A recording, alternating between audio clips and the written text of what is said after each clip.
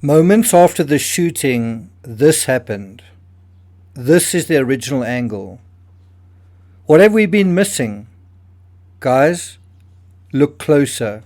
Look at the top left corner. That's the timestamp showing the exact time and date of the shooting.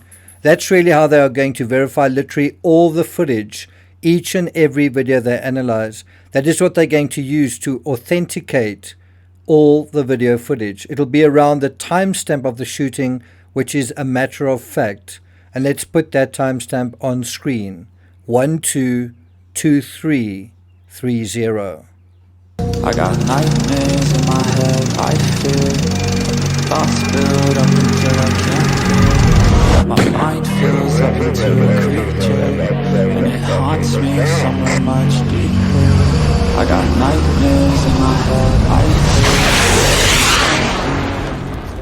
Hello and welcome to True Crime Rocket Science. Something else I want to clear up. These images of the alleged shooter were taken at a parking garage close to the UVU campus before the shooting. So when he is dressed in black, this is him as he made his way to the sniper's nest.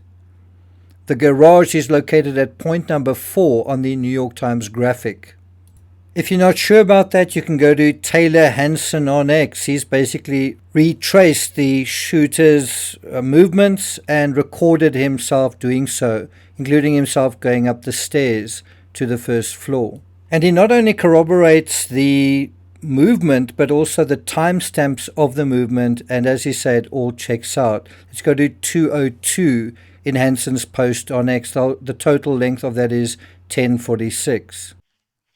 He's going to walk down, and according to the timestamps, this all checks out from the time that he was caught on both of those security cameras. He's then going to walk, not sure the specific on the left side, the right side here, but he walks through this parking lot. And then this is him corroborating the route through the garage. And I'll put a link to that in the description so you can follow the whole route. Now, guys, if you look closely at 309, Taylor demonstrates the actual route where these CCTV photos were taken.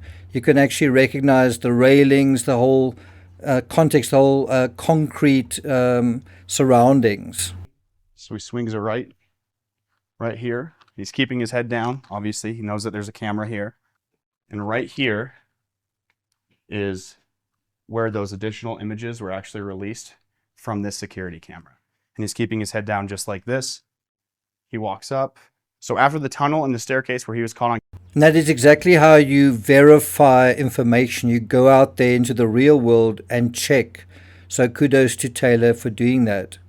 Point number 6 on the New York Times graphic is this staircase, which takes you up to the roof of the Lossy building. There are a lot of people who said, well, how would he actually get up there? Well, there's the answer. Simply took this staircase, which Taylor Hanson demonstrates again going up at 7 minutes 19 seconds in his video. Something else that I think is very useful in his video is when he points towards the edge of the roof, you can actually see the surface of the roof. You can see it's not just a roof with a continuous surface. It is actually got gravel on the top. I'm going to come back to that in a moment, but it does appear that the alleged shooter has a rifle stuffed down one trouser leg on his way to the scene. When he flees the scene, the rifle isn't in his leg because 30 seconds later he's dropped down to the grass diagonally opposite the sniper's nest.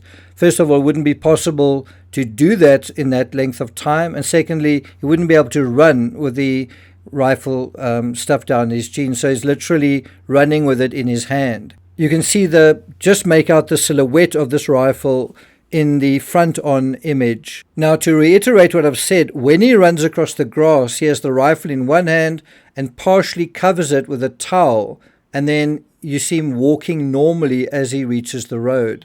I've compared this apparently unusual and hard-to-believe behavior to a scene in the movie Heat, where you could make the same claim. Why did nobody see? Why can we not see the robbers carrying weapons into or out of the bank? And so in the movie scene, the robbers conceal the weapons under something as simple as a jacket while holding, in the case of one robber, just a few pieces of paper over the side where the barrel is.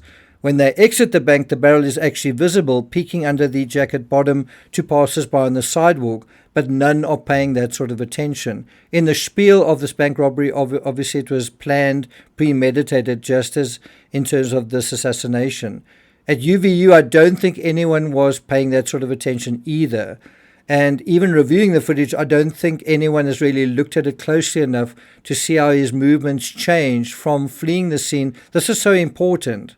But do you see how his movements changed from fleeing the scene, sprinting and jumping, which would be suspicious behavior, to walking nonchalantly and fitting in with those around him once he approaches the parking lot and road?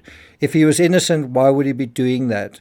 Something else I want to orient you on, and that requires that you look closely and again pay attention to detail, is I want to orient you. What you are seeing in this video footage after the incident is the location of that silver UFO-shaped air vent. We can't see it from the front angle, but it's clearly evident from above. It's important to use the silver beacon as a way to anchor the sniper's position relative to his target, relative to the CCTV camera, and also his escape route, which he runs directly past. We can see from the above angle that the terrorist-style design provided the shooter with excellent concealment in terms of the crowd below him. Now, for those who believe the footage of the grainy figure running on the roof is fake, arguing, why doesn't the camera pick up a black shadow moving over a white surface? Well, these impressions made by the sniper in the gravel on the roof are real, and they're located exactly in line with the trajectory to the tent and the neck wound on Kirk's left side.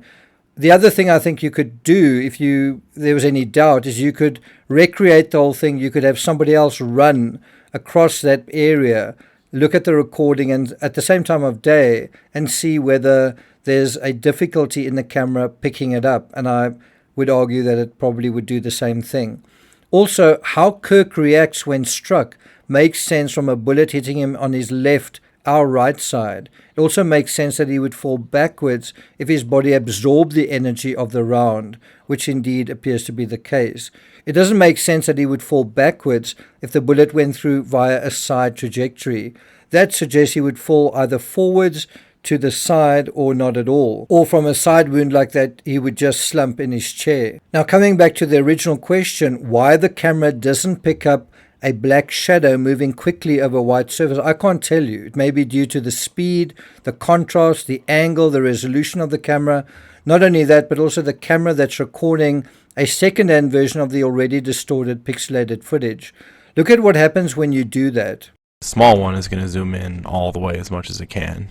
It doesn't look so good if you try to zoom in too far.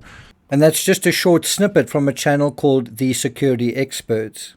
All right, I'm not going to take it further than that. If you're at the 8-minute mark and still listening, I just want to say, if you want a fairly useful and neutral narrative, a summary in writing, head to the Wikipedia page for the assassination of Charlie Kirk. Read it first and try to keep an open mind.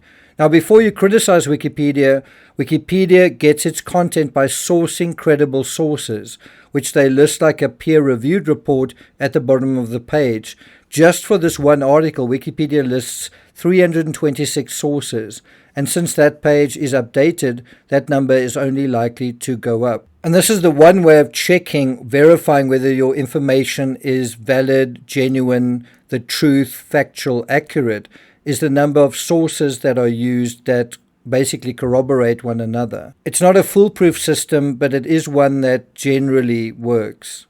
Now compare that to your favorite conspiracy channel. How many sources are they using? 1 or 2? 300 different perspectives are going to give you a much clearer and less biased idea of the objective consensus. I just want to leave you with an eyewitness who will likely be called to the trial. Emma Pitts, a Deseret news reporter, she witnessed the event. She told NPR, "I just saw so much blood come out of the left side of Charlie's neck and then he went limp." She's talking about the front side. She couldn't have had a view of the back. Does that make sense? Thank you for listening, and I'll see you guys next time.